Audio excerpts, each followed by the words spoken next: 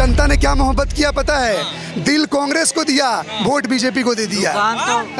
दिल कांग्रेस को दिया और वोट बीजेपी को दे दिया। मुझे तो कभी कभी शक होता है कि कमलनाथ जी भी कहीं गलती से कमल पे तो नहीं दबा दिए। भारतीय जनता पार्टी ने अब वर्ल्ड कप जीता है। हम ना इंडिया वर्सेस ऑस्ट्रेलिया था, उस वाले मैच को मैं महत्व नहीं देता, लेकिन इंडिया वर्सेस इटली था। इटली को हमने हरा दिया। आज इटली के राहुल गांधी को हमने हरा दिया है और कमल खिला दिया है। भारत का मोदी जीत गया, इटली का पप्पू पनौती हार गया। आज सनातन की जीत हुई है। आज सनातन की जीत बिल्कुल हुई है, क्योंकि स्टालिन ने तो कह दिया कि सनातन को खत्म करना है, पर हमारे हिंदू भाई जागे हैं और इन्होंने 2024 का जो बिगुल है वो बुझा दिया है। बेंगलोर में एक पत्र आया है जिसमें 68 स्कूलों का फतवा जारी किया गया है, तुम लोग या तो इस्लाम कबूल कर लो नहीं तो तुम्हें बम से उड़ा देंगे। ये कांग्रेस शासित राज्य है। प्रकाश भाई, आपसे जानना चाहेंगे, जिस तरीके से 3 राज्यों में प्रचंड जीत हुई है बीजेपी की, बहुत बड़ा झटका कांग्रेस पार्टी को लगा है, क्या कहना चाहेंगे? पहली बात, जो लोकसभा का एक MP, he is not CM और प्राइम मिनिस्टर और एनीथिंग, एक लोकसभा रिप्रेजेंटेटिव है राहुल गांधी।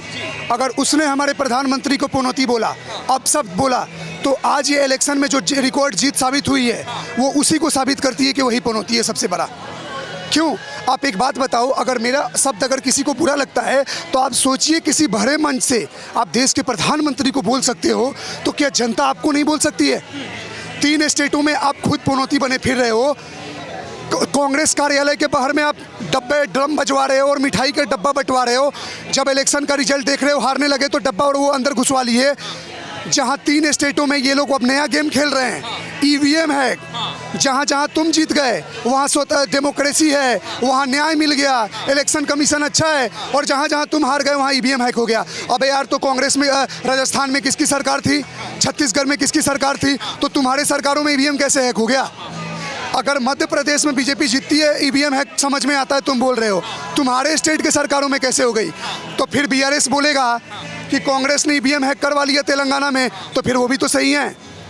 ये राजनीति का इतना निचतम स्तर का प्रदर्शन कर रहे हैं ना कि कोई टॉलरेट नहीं कर सकता इस देश में।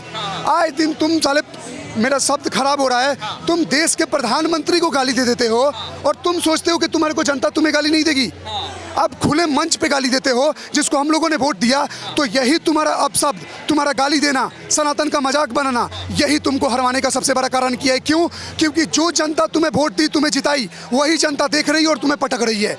और एक और चीज़, कुछ दिन पहले सुरजेवाला ने बोला था जो कांग्रेस को वोट देता, जो बीजेपी को वोट देते हैं वो राक्षस है।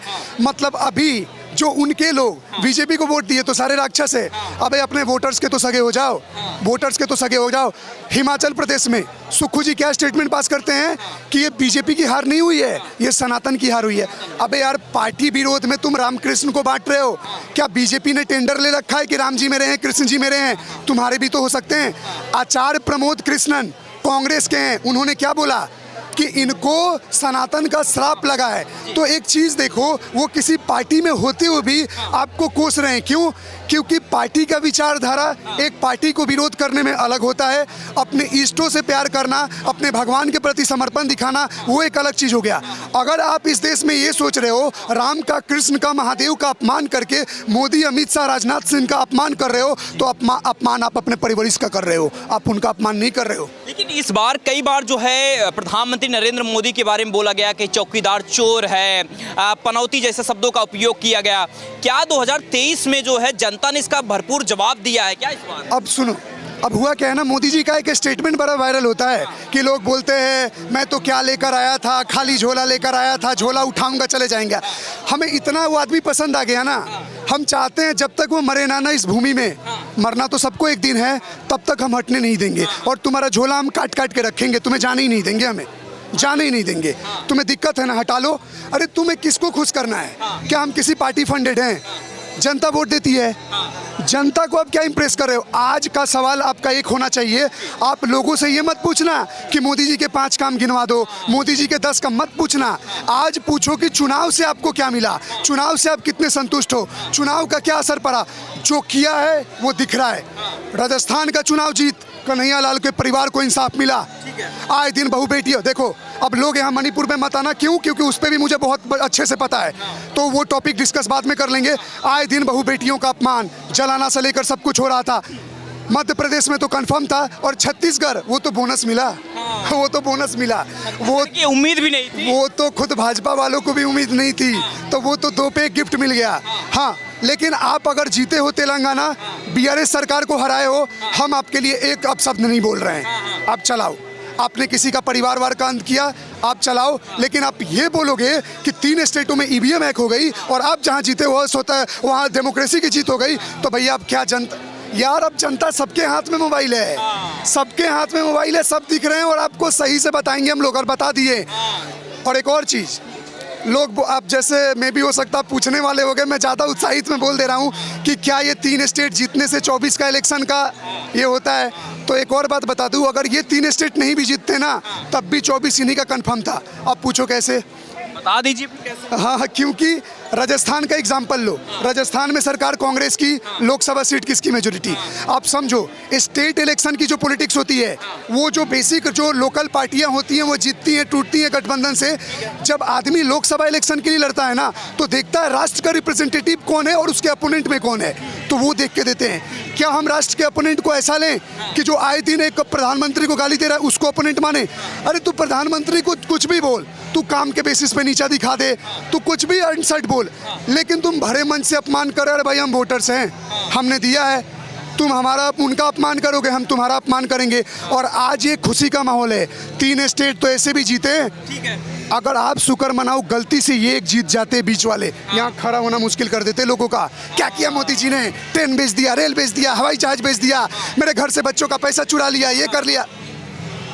साहब ये बताइए कि मोहब्बत की दुकान पे भरोसा नहीं रह गया क्या जनता? रहा हूँ ना, जनता ने क्या मोहब्बत किया पता है? दिल कांग्रेस को दिया, वोट बीजेपी को दे दिया। हाँ, दिल कांग्रेस को दिया और वोट बीजेपी को दे दिया। मुझे तो कभी कभी शक होता है कि कमलनाथ जी भी कहीं गलती से कमल पे तो नहीं दबा दिए हैं। कमलनाथ भी दबा दिए होंगे, गलती से दबा दिए होंगे, कमल पसंद आया होगा, पक चुके होंगे, ले भाई दबा देते हैं। अच्छा भाई रिजल्ट बोलता है ना, काम जैसे बोलता है, रिजल्ट बोलता है, तो आपके सामने रिजल्ट है। अब करो अपोज, अब क्या बोलोगे?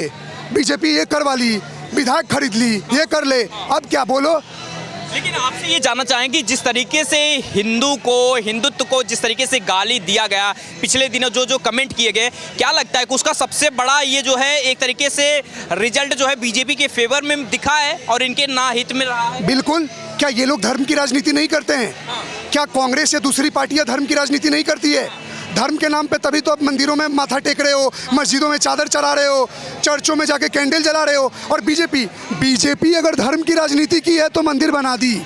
बीजेपी प्रोपोगेंडा में और रियलिटी में फ़र्क होता है। प्रोपोगेंडा उसको बोलते हैं जो चीज़ें साबित नहीं होती है, और रियलिटी उसको बोलते हैं जो आपने कर दिया। अगर मान लो मैंने स्टेटमेंट किया, कहीं इलेक्शन जीतना है, मैंने बोल दिया आज गाजियाबाद के सारे लोगों को एक हेलीकॉप्टर बंटवाऊंगा, अगले दिन नहीं बंटवाया और जीत गया, तो ये धोखा हुआ ना।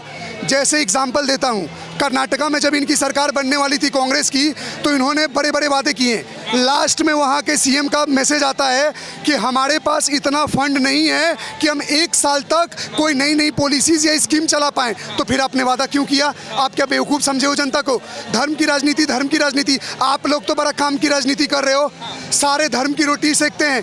भाजपा सुनो, मोदी हटाना है ये सोच के लड़ोगे ना तो कभी मोदी को नहीं हटा पाओगे, क्योंकि जब तक राहुल गांधी जी हैं तब तक बीजेपी है, अच्छे से है, ये लिख के ले लो। और कंप्लीट नहीं किया हूँ। हिंदुत्व, लोगों के मन में बड़ा एक सवाल होता है, भाई साहब ये हिंदुत्व क्या है? क्या किसी को भाई साहब को पकड़ा, जय श्री राम नहीं बोले थप्पड़ मारा, ये हिंदुत्व है? हिंदुत्व का मतलब आपके चैनल के माध्यम से मैं बताता हूँ, जो भी हम पूजा पद्धति करते हैं, जो भी हम रिचुअल्स परफॉर्म करते हैं, जो भी अपना डेडिकेशन अपने भगवान को दिखाते हैं, वो फॉलो करते हैं, वो पाथ, वो हिंदुइज्म हुआ। और वो हिंदुइज्म के प्रोटेक्शन में, जैसे मान लो मैं पूजा कर रहा हूँ, मेरे मंदिर पे कोई हमला किया, मेरी बहू बेटियां या मान लो मेरे लोग कोई यात्रा निकाल रहे हैं, उस पर आप पथराव कर रहे हो, हमारे मंदिरों को तोड़ रहे हो, हमारे देवी देवताओं के बारे में अपशब्द बोल रहे हो, तो उसके रक्षा के लिए जो मैं लड़ाई करता हूँ वो हिंदुत्व है। लेकिन आपको लगता है कि 2024 से पहले जिस तरीके से प्रचंड जीत बीजेपी को मिली है, आपको लगता है कि 2024 में इससे ज़्यादा कमाल होने वाला होगा? 400 पार तो नहीं बोलूँगा, लेकिन 350 पार मान लो।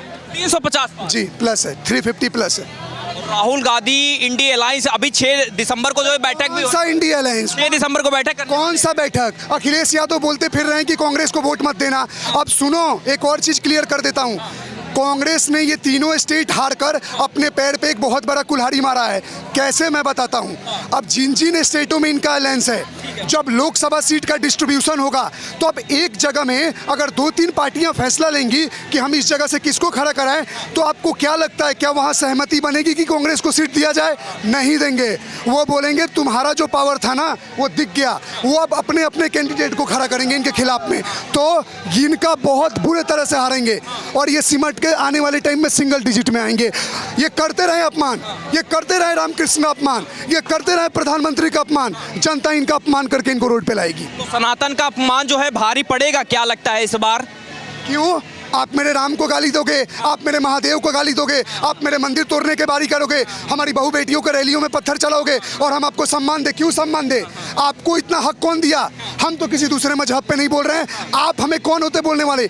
आपके पार्टी के लोग खुद आपका विरोध कर रहे हैं। आचार्य प्रमोद कृष्णन, क्या इस देश में फेमस होने के लिए और कोई चीज़ नहीं बचा है?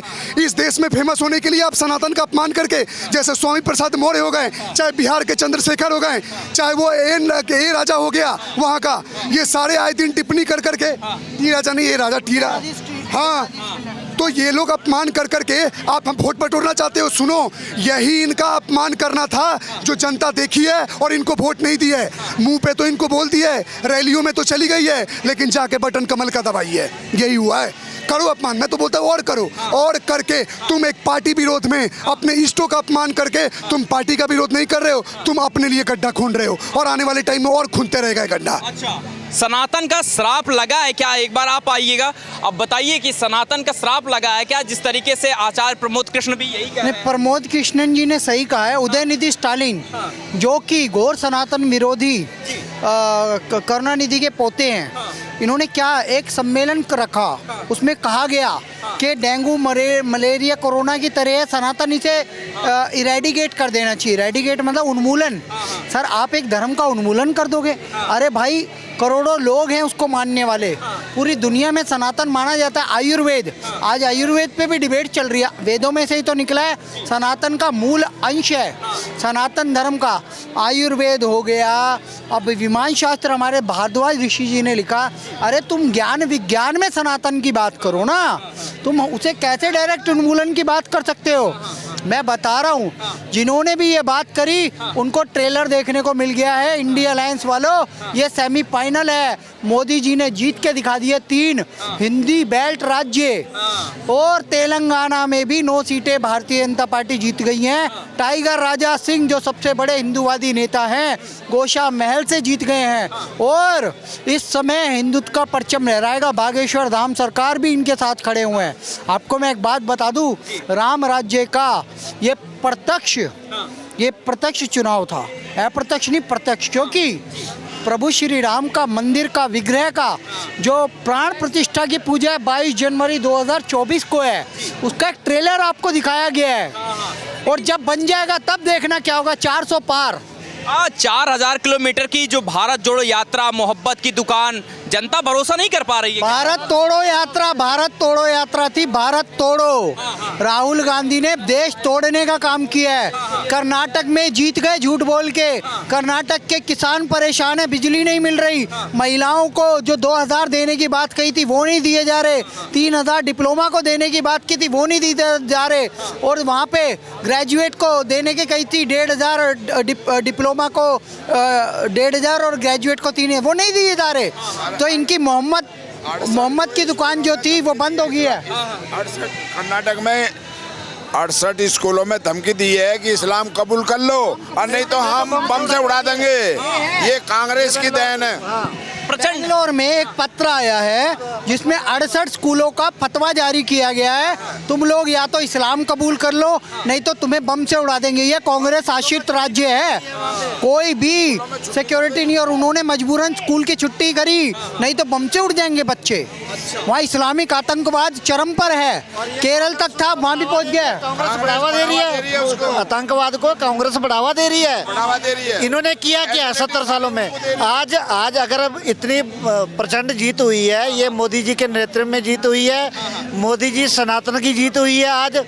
आज सनातन की जीत हुई है। आज सनातन की जीत। बिल्कुल हुई है, क्योंकि स्टालिन ने तो कह दिया कि सनातन को खत्म करना है, पर हमारे हिंदू भाई जागे हैं और इन्होंने 2024 का जो बिगुल है वो बुझा दिया है। अच्छा, मोहब्बत की दुकान काम नहीं आई क्या इस बार? आज ताला लगा दिया है। आज हिंदुओं ने ताला लगा दिया है। ताला लग गया दुकान पे।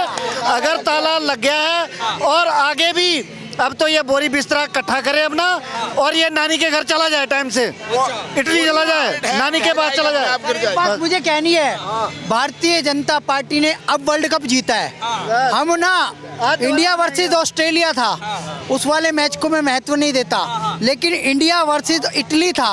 इटली को हमने हरा दिया। अच्छा, आज इटली के राहुल गांधी को हमने हरा दिया है और कमल खिला दिया है। भारत का मोदी जीत गया, इटली का पप्पू पनौती हार गया। पनौती अब ये कहते थे कि मोदी जी पनौती हैं। आज सबसे बड़ा जो पनौती इकट्ठा हुआ है, साबित हुआ, वो पप्पू हुआ है। काम मुँह छुपा के बैठा है, आए ना पनौती सामने। अच्छा। और दूसरी बात, आज ईवीएम को हमेशा ये तक दिवा देते थे कि वो ईवीएम मर गई जी, ईवीएम के कारण बीजेपी जीत रही है। तेलंगाना में बीजेपी जीती हारी है, वहाँ पे ईवीएम सही है। 3 राज्य में अभी से ठीकरा फोड़ना शुरू कर दिया इन्होंने कि ईवीएम हैक हो चुकी है। ठीक है ना, 3 राज्यों में जैसे ही बीजेपी जीती है, ईवीएम हैक हो चुकी है। लेकिन ये प्रधानमंत्री को कई बार जो है चौकीदार चोर कहा गया, पनौती कहा गया, इसका क्या जवाब दिया है? वाला कहा था तो 282 सीटें जीती थी बीजेपी, फिर इन्होंने चौकीदार चोर कहा तो बीजेपी जीती 303 सीट। अब बोला है मोदी जी को पनौती का ट्रेलर आपने देख लिया है। 3 राज्यों में पूर्ण बहुमत की सरकार, उसके अलावा तेलंगाना में 9 सीटें जीतना बहुत बड़ी बात है। और अब पनौती बताएगा 400 से ज्यादा लोकसभा सीटें जीत के पनौती होता गया और है। तेलंगाना में जो वोट परसेंटेज है ना, वो 3% बढ़ा है। कई सीटें 1000 2,000 अगर उसका आकलन किया जाए तो 14 थी 17 हो गई है। वोट परसेंटेज वहाँ बढ़ गई है। आने वाला समय जो तेलंगाना का है वो बीजेपी का है। बीजेपी का क्या कहोगे? भैया राहुल गांधी जी को एक बात समझनी पड़ेगी कि देखो, भूल गया जो संस्कार वो जीवन खड़ा नहीं रहता, और जड़ से अगर जुदा हो जाए तो पत्ता हरा नहीं रहता। पहले तो आपको पहले भाषा की जो संस्कार रेखा है उसको थोड़ी सी बदलनी पड़ेगी, क्योंकि आप जो है सिर्फ क्या कहते हैं नरेंद्र मोदी को टारगेट नहीं कर रहे, बल्कि आप देश के प्रधानमंत्री को टारगेट कर रहे हैं। 140 करोड़ जो ये लोग हैं उनका जो जनादेश है उसको टारगेट कर रहे हैं, बात समझिए। और आपने कहा देखो जमीनी बात, ठीक है, देखिए हम क्या है, ये हिंदू बहुल क्या कहते हैं आपका देश है, तो जाहिर सी बात है हिंदू सनातन ये सब बातें चलेंगी, बिल्कुल होंगी, लेकिन जमीनी भी हमारे पास क्या कहते हैं जो है हमारे रिकॉर्ड है जिसकी वजह से जीते हैं। सबसे बड़ा योगदान जो इस चुनाव का जीतने का है वो ये है कि जो महिलाओं के लिए, बेटियों के लिए जो भारतीय जनता पार्टी ने पिछले समय में काम किया है। आप नेशनल फैमिली हेल्थ सर्वे का आप डाटा उठा के देखिए, आप जो है 1000 लड़कों के ऊपर 1020 में लड़कियां, मतलब बेटी बचाओ बेटी पढ़ाओ का आंदोलन जो है सफल रहा आपका। दूसरा जो है आपका देखेंगे अभी 1/3 जो है महिलाओं को आरक्षण देकर जो है उनको भी क्या कहते हैं लोग, मतलब कि आपका जो है राजनीति के पटल पर लाने की कोशिश है। उसके बाद देखिए आप अभी जो है लाडली बहन योजना जो है आपका जो है बाकायदा वो बहुत काम रही। अब मोदी जी से मेरा एक निवेदन है, मेरा पर्सनल निवेदन मैं चाहता हूँ कि देश के युवाओं की तरफ से एक संदेश मैं भेजना चाहता हूँ। देखिए मैं लिखता हूँ तो इसलिए मैं चाहता हूँ कि कुछ लिखा है मैंने, मैं वो चाहता हूँ। आपने जो है महिलाओं पे फोकस किया, आपको जो है सेमीफाइनल जिता दिया है, फाइनल का मैच अभी बाकी है, क्योंकि मेरे लिए मैं मानता हूँ फाइनल का चुनाव जो है वो लोकसभा का 2024 का चुनाव ही है। आप जो है देश के अंदर जो है 64.3% जो है बाकायदा आपके जो डेमोग्राफिक डिविडेंड है हमारे देश का, मतलब इतने युवा है जो 15 से लेकर 55 के बीच के हैं, इनके साथ के बिना जो है आप लोकसभा का चुनाव नहीं जीत सकते। इसीलिए जो है युवाओं पे फोकस कीजिए, राहुल गांधी जैसे युवा को छोड़कर आप जो है इन युवाओं पे फोकस कीजिए। अब जो है राहुल गांधी भी तो युवा है ना, 55-56। अरे तो यार देखो वो इमेच्योर युवा है, ठीक है ना। मैच्योर युवा वो है जो आपका देखिए कब तक अपने आपको बच्चा मानेगा? मैच्योर कब तक अपने आपको बच्चा मानेगा वो? भैया बात तो पूरी कब तक वो अपने आपको युवा मानेगा? अरे वो मैसेज तो जाने दो भैया, हाँ मैसेज मैं कह रहा हूँ। एक कविता है, आप लोगों का समर्थन मिले देखेगा कि क्या चाहता है देश का युवा, कि एक रंग मेरा भी हो इस अहले वतन के रंग रूप में, एक किरण मेरी भी हो इस नए उजाले की धूप में, बनूं मैं भी सहारा इस देश का, एक रोटी मेरी भी हो किसी की भूख में, हो मेरी भी शहादत इस देश पर, दुश्मन के सीने पे चलने वाली गोली एक मेरी भी हो बंदूक में, मेरे आवाम की तरक्की में एक हिस्सा मेरा भी हो, लिखा जाए जब इतिहास मेरे मुल्क का तो एक किस्सा मेरा भी हो, 137 करोड़ हिंदुस्तानियों की आंखों का ख्वाब बनूं, वैश्विक पटल पर दुनिया को भारत की ओर से दिए जाने वाला जवाब बनूं। हम नहीं मांगते रोजगार, महज अपना घर चलाने को। अरे माटी का कर्ज है, माथे पर निकले हैं वही कर्ज चुकाने को। अभी आप पे निर्भर की कुरुक्षेत्र का मैदान बना, इसे ग्रह कलेश बनाना है। अभी आप पे निर्भर की युवाओं में दहशत बनानी है, देश बनाना है। अगर आप देश बनाना चाहते तो युवाओं का समर्थन आपको लेना पड़ेगा। अब युवाओं पे जो है अपना जो है आपका जो है ध्यान केंद्रित करना जरूरी है। हाँ, क्या कहना चाहेंगे सर? मैं कहना चाहूँगा इतना ही कि गलती से जो है ना, इसने सही बात बोली है राहुल गांधी ने कि पनौती जो है कांग्रेस देश के लिए पनौती बन चुकी है। ये पनौती बन चुकी, कांग्रेस पार्टी ही पनौती बन चुकी है। ये कांग्रेस पार्टी जिस तो मोदी जी को बताते हैं। सर मैं बता रहा हूँ ना आपको, मैं जनता बता रहा हूँ, मेरे मन की बात बता रहा हूँ अपना, कि कांग्रेस पार्टी आज के समय में देश के लिए पनौती पार्टी है। ये पनौती पार्टी को जब खत्म कर देंगे ना हम लोग, बिल्कुल नामो निशान मिटा देंगे, तो देश की सही दिशा अब ऑटोमेटिकली चलने लग जाएगी। चल रही है और गति पकड़ लेगी। इसे मिटाना ही एक सही रास्ता है। 3 राज्यों में बहुत बड़ी जीत हुई है बीजेपी की, क्या बड़ा झटका लगा है? अभी हम इसको भी जीत नहीं मानते, हम तो मानते हैं जीरो। कांग्रेस जीरो होनी चाहिए पूरे देश के अंदर से, और इनको वापस इटली में सेटल करना चाहिए। जीरो होनी चाहिए? क्यों होनी चाहिए? इतना क्यों ना? परिवार जाना चाहिए इटली में, बस बिल्कुल अति कर दिया है। अच्छा, बिल्कुल। तो इस बार कहना चाहूंगा जी। क्या कहना चाहेंगे? अभी प्रचंड जीत हुई है, कांग्रेस को बहुत बड़ा झटका लगा है, क्या कहेंगे?